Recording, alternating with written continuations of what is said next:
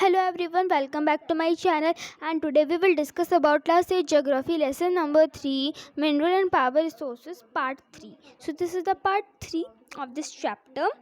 और जो हमारा पार्ट 2 है उसमें हमने किया था कि डिस्ट्रीब्यूशन ऑफ मिनरल्स को किस किस चीज़ों में हम यूज़ करते हैं और कैसे हम मिनरल्स को कंजर्व कर सकते हैं, how can we conserve minerals. Part 3 में we will discuss about power resources कि पावर रिसोर्सेज क्या होते हैं और हमारे चैप्टर ही क्या है, mineral and power resources, right. तो यहाँ पे एक स्टोरी दे रखी है, तो देख लीजिए इसमें आप कि Sunny's mother begins her day by switching on the geyser. तो जो सनी की मदर है तो सनी की जो मदर है उसका दिन कैसे शुरू होता है. वो जैसे ही उठती हैं तो क्या करती हैं, वो गीज़र का खटका चलाती हैं, गीज़र का जो स्विच है उसे ऑन करती हैं. फिर वो क्या करती हैं, फिर वो सनी की जो स्कूल की यूनिफॉर्म है उसको आयरन करती है बिफोर वेकिंग हिम अप, उसके उठने से पहले. किसके? सनी के उठने से पहले.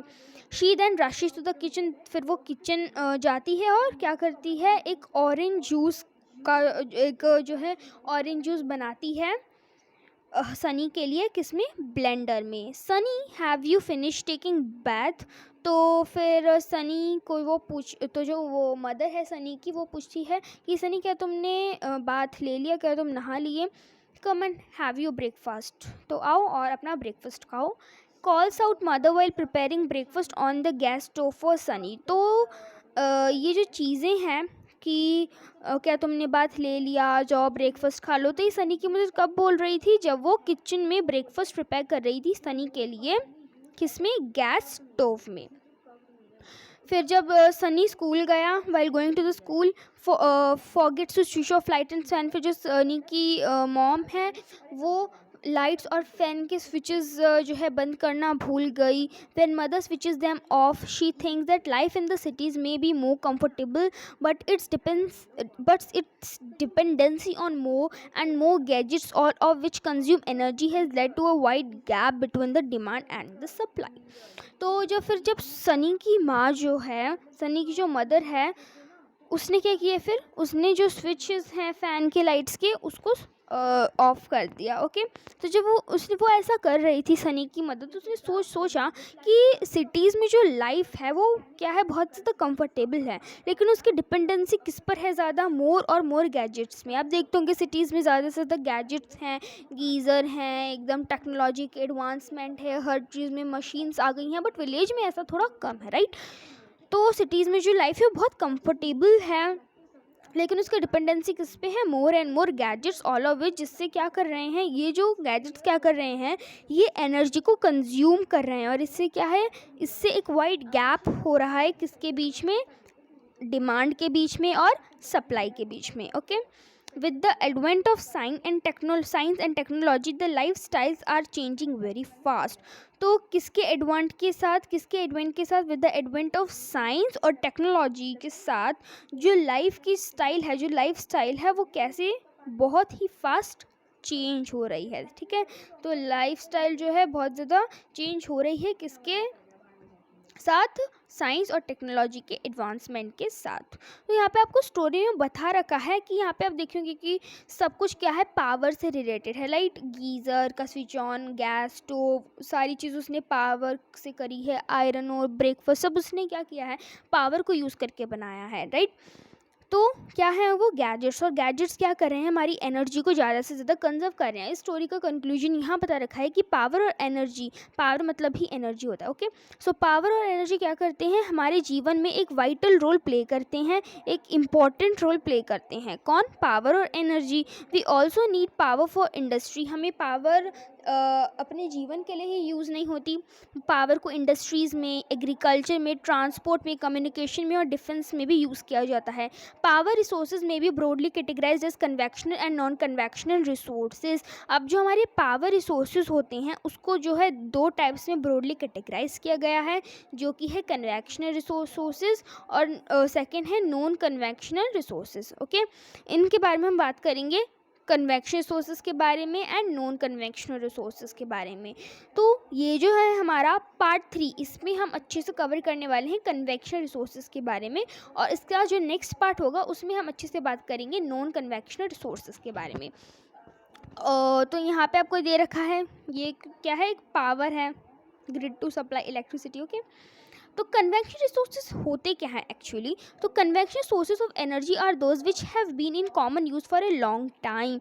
तो कन्वेक्शन सोर्सेज ऑफ एनर्जी वो हैं जिनको जो है बहुत सालों से लॉन्ग टाइम के लिए यूज़ किया जा रहा है। ठीक है, कन्वेक्शन सोर्सेज ऑफ एनर्जी वो सोर्सेज हैं जिनको बहुत सालों से क्या है, कॉमन यूज़ में यूज़ कर रहे हैं, जैसे फायरवुड, फॉसिल फ्यूल, ये two main convectional energy sources है।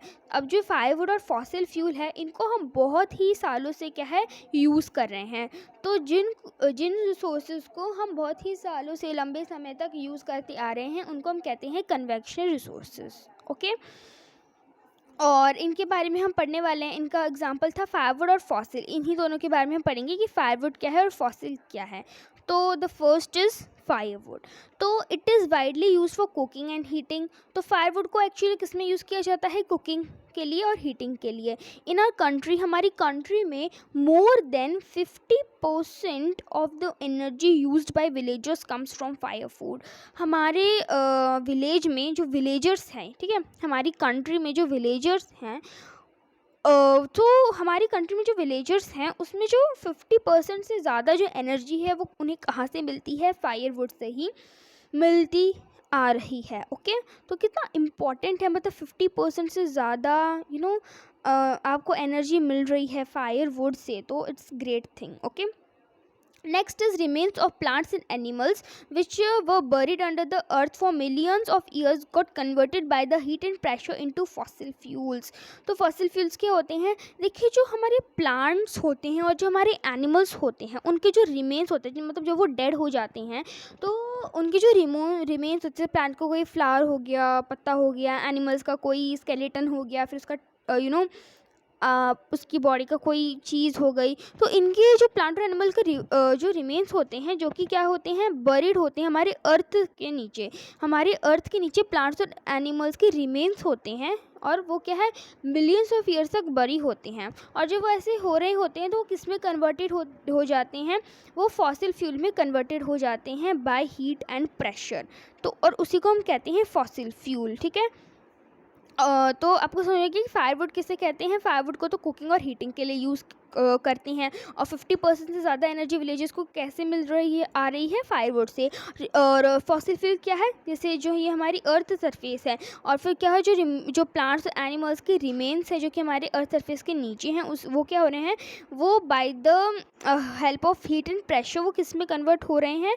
वो फॉसिल फ्यूल में कन्वर्ट हो रहे हैं। ठीक है, so remains of plants and animals which were buried under the earth for millions of years got converted by the heat and pressure into fossil fuels. ठीक है, और फॉसिल फ्यूल जैसे कि उनके एग्जाम्पल है कोल, पेट्रोलियम, नेचुरल गैस। ये कैसे बनते हैं?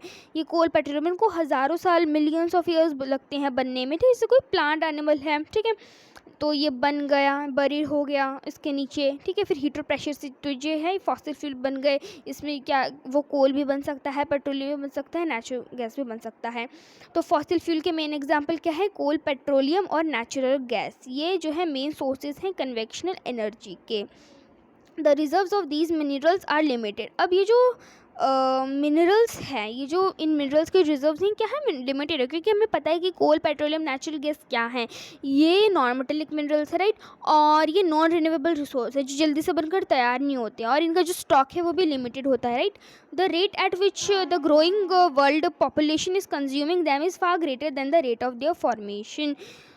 तो the rate at which the growing world population consuming them, तो देखिए जो जैसे ये बन रहे हैं मिनरल्स, इनका जो रेट है बनने का, ये बहुत ही ज़्यादा कम है जितना जो वर्ल्ड की पॉपुलेशन है इन सभी चीज़ों को, इन मिनरल्स को कंज्यूम करे। तो जो कंज्यूमिंग है वो ज़्यादा है फॉर्मेशन से, राइट।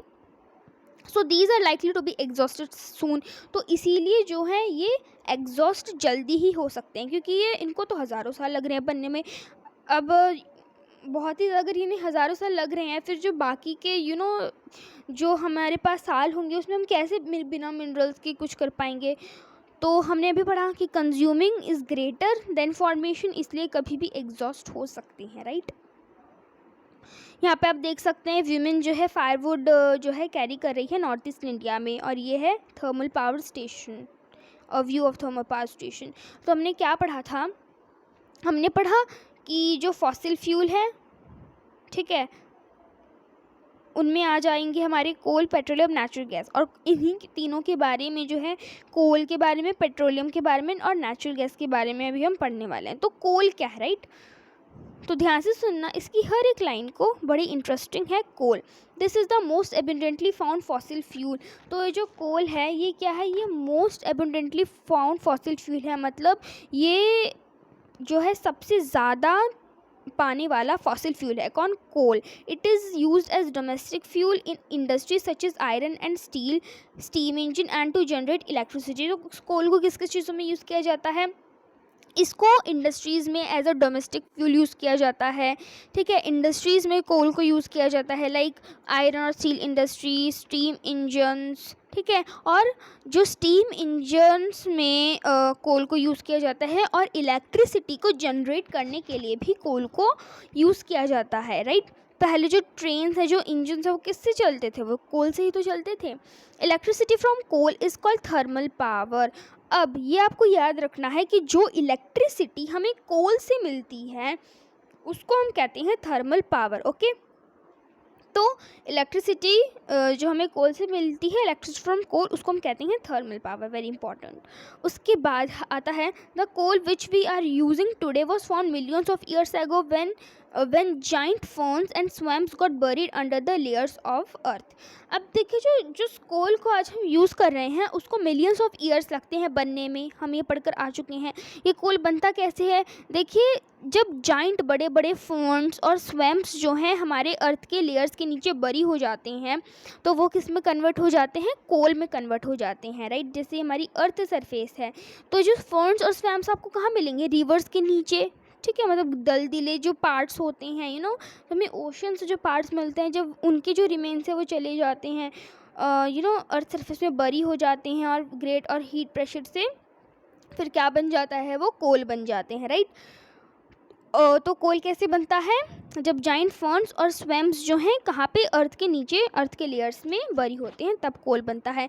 इसीलिए कोल को हम क्या कहते हैं? बरिड सनशाइन भी कहते हैं, क्योंकि ये बहुत मिलियंस ऑफ ईयर्स तक बरी रहता है अर्थ सरफेस के नीचे, इसलिए कोल को हम बरिड सनशाइन भी कहते हैं। एमसीक्यू में आ सकता है। उसके बाद है the leading coal producer of the world are. जो हमारी लीडिंग कोल प्रोड्यूसर है, कौन कौन जो है कोल को प्रोड्यूस करता है? वो है China, USA, Germany, Russia, south Africa और फ्रांस। और जो कोल प्रोड्यूसिंग एरियाज़ हैं, तो ये तो थे पूरे वर्ल्ड के, ठीक है, जैसे China, USA, Germany, Russia, south Africa और फ्रांस। अगर हम इंडिया की बात करें तो इंडिया में कौन कौन कोल प्रोड्यूसर है? रानीगंज, झारिया, धनबाद, बोकारो और झारखंड। और धनबाद में कौन गया था? गिरी गई थी ना, हमने स्टोरी पढ़ी थी वो, ओके। तो यहाँ पे हो गया हमारा कोल का कि कोल क्या है। नेक्स्ट हम पढ़ेंगे पेट्रोलियम की। पेट्रोलियम क्या है? सबसे पहले हम पेट्रोलियम का वर्ड ओरिजिन देखेंगे कि पेट्रोलियम वर्ड है क्या और कहाँ से आया है। सो द वर्ड ओरिजिन, ये जो वर्ड है पेट्रोलियम, ये कहाँ से डिराइव हुआ है? ये लैटिन वर्ड से डिराइव हुआ है पेट्रा। पेट्रा का मीन्स होता है रॉक, ओलियम का मतलब होता है ऑयल। तो पेट्रोलियम यानी कि रॉक से मिला हुआ ऑयल। और हमने पढ़ा था कि पेट्रोलियम जो है बहुत नीचे पाए जाते हैं, तो उनको ड्रिलिंग की प्रोसेस से निकाला जाता है ना। और सो पेट्रोलियम का मतलब होता है रॉक, ऑयल, रॉक से निकला हुआ ऑयल। इसके बारे में पढ़ेंगे, इसका कैसा है इसका process. The petrol that keeps your car running as well as the oil that keeps your cycle for squeaking both begin as a thick black liquid called petroleum.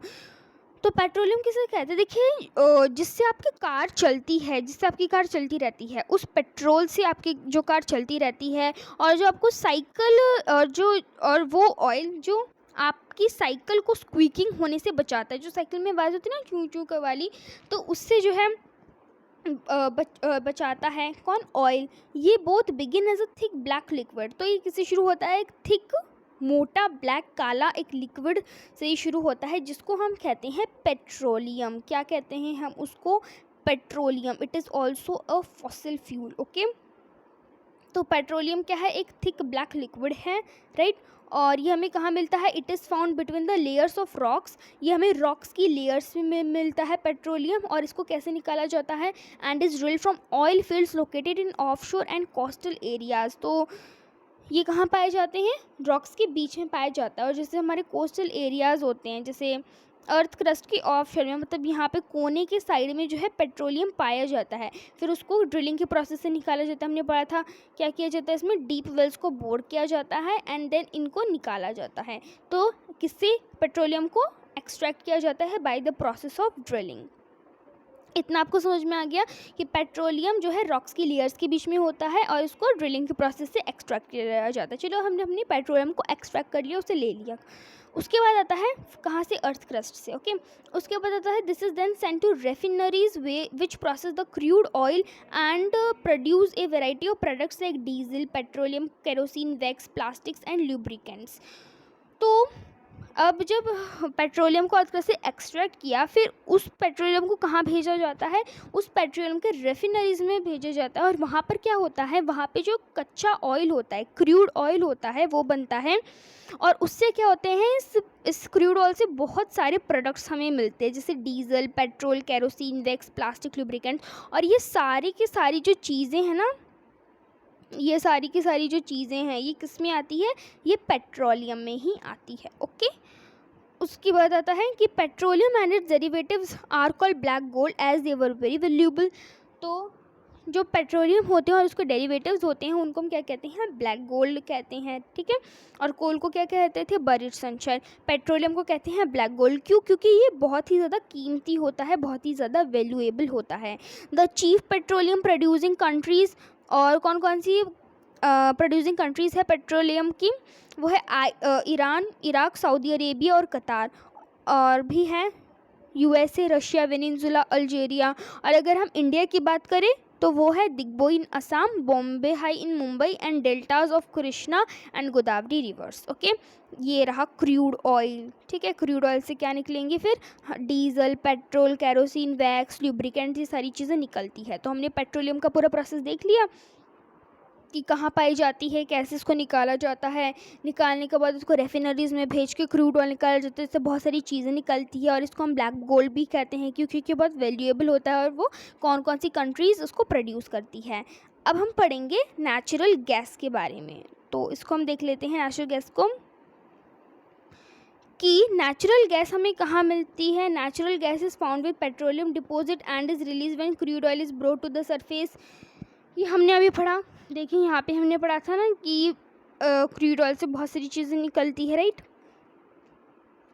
तो यहीं पर आपको बता रखा है कि नेचुरल गैस भी हमें कहाँ से मिलता है, ये हमें पेट्रोलियम डिपॉजिट से ही मिलता है। कब, और इसको नेचुरल गैस को तब रिलीज़ किया जाता है जब क्रूड ऑयल को सरफेस पर लाया जाता है, ओके।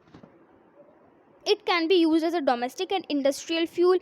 इस नेचुरल गैस को हम जो है इंडस्ट्रियल फ्यूल के तौर पे और डोमेस्टिक के तौर पर इसको हम यूज़ करते हैं। किसको, नेचुरल गैस को। Natural gas is an important clean energy resource with diverge usages. तो जो नेचुरल गैस होता है ये बहुत एक इम्पॉर्टेंट और क्लीन एनर्जी रिसोर्स होता है, ठीक है। बहुत इम्पॉर्टेंट होता है और क्लीन करने वाला एनर्जी रिसोर्स होता है। उसके बाद आता है it is used as a fuel in power sector to generate electricity. और इसको किस किस में यूज़ किया जाता है, नेचुरल गैस को पावर सेक्टर में एज अ फ्यूल यूज़ किया जाता है, ठीक है। कहाँ पे इसको पावर सेक्टर में एज अ फ्यूल यूज़ किया जाता है, किस लिए, to generate electricity. Heating purposes के लिए, इंडस्ट्री में हीटिंग पर्पसेस के लिए नेचुरल गैस को यूज़ किया जाता है। As a raw material in chemical, petrochemical and fertiliser industries में इसको यूज़ किया जाता है। As a transport fuel, as cooking fuel, ठीक है। तो इन सारी चीज़ों में जो है नेचुरल गैस को यूज़ किया जाता है। और ग्लोबली यूएसए, रशिया, ईरान, कतार, चाइना, कनाडा और ऑस्ट्रेलिया, ये जो है मेजर प्रोड्यूसर्स हैं नेचुरल गैस के। और अगर हम इंडिया की बात करें तो कौन कौन सी है, Mumbai High, Krishna, Godavari basin, Cambay basin, Tripura and Assam, okay. अब यहाँ पे आपको बता रखा है कि the sharp increase in our consumption of fossil fuel has led to the depletion of oil reserves at an alarming rate. तो जो ये शार्प इंक्रीजिंग हो रहा है कंजम्पशन ऑफ फॉसिल फ्यूल में, ठीक है, कि हम इतना ज़्यादा फॉसिल फ्यूल क्या है कंज्यूम कर रहे हैं, इससे क्या हो रहा है, is that to the depletion of oil reserve at an alarming rate. इससे क्या हो रहा है, हमारे जो ऑयल है, हमारा जो फॉसिल फ्यूल है, इसका क्या हो रहा है, इसका डिप्लेशन हो रहा है, ये ख़त्म होते जा रहे हैं, right. The toxic pollutants release from burning these fuels are also a cause of concern. तो ये जो टॉक्सिक पॉल्यूटेंट्स मतलब जो टॉक्सिक मतलब जो हार्मफुल जो पॉल्यूटेंट्स होते हैं उनको रिलीज़ कर दिया जाता है, कैसे, फ्रॉम बर्निंग द फ्यूल्स, और ये भी क्या है एक मेजर कंसर्न बन जाता है। नेचुरल गैस क्या है, एबंडेंट है, और ये क्या है, ये क्लीनेस्ट हाइड्रोकार्बन है। ये क्या प्रोड्यूस करता है, ये around half the carbon dioxide produce करता है, just 1/10 of the air pollutants of coal when burn to generate electricity. Okay, फिर इसमें आता है कि नेचुरल गैस जो है ये हेल्प कर सकता है टू सपोर्ट रिन्यूएबल और non conventional resources of energy as cleaner alternative of to fossil fuel. तो जो नेचुरल गैस है वो किसको सपोर्ट करता है, रिन्यूएबल और नॉन कन्वेंशनल सोर्सेज को, एनर्जी के as cleaner alternative to fossil fuel. Using natural gas can help to bridge the journey of moving from fossil fuel to clean energy sources.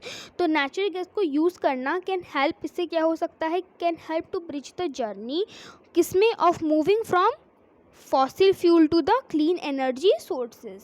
मतलब कि यहाँ पे आपको ये बता रखा है कि जो फॉसिल फ्यूल है उनको बहुत सारी चीज़ों में यूज़ किया जा रहा है, इससे उनका डिप्लेशन होता है, टॉक्सिक चीज़ों को रिलीज़ कर रहे हैं from burning these fuels, in fuels को जला रहे हैं और उनसे क्या है धुंध निकल रही है, पोल्यूशन हो रहा है, ये भी एक मेजर कंसर्न बनता जा रहा है, राइट।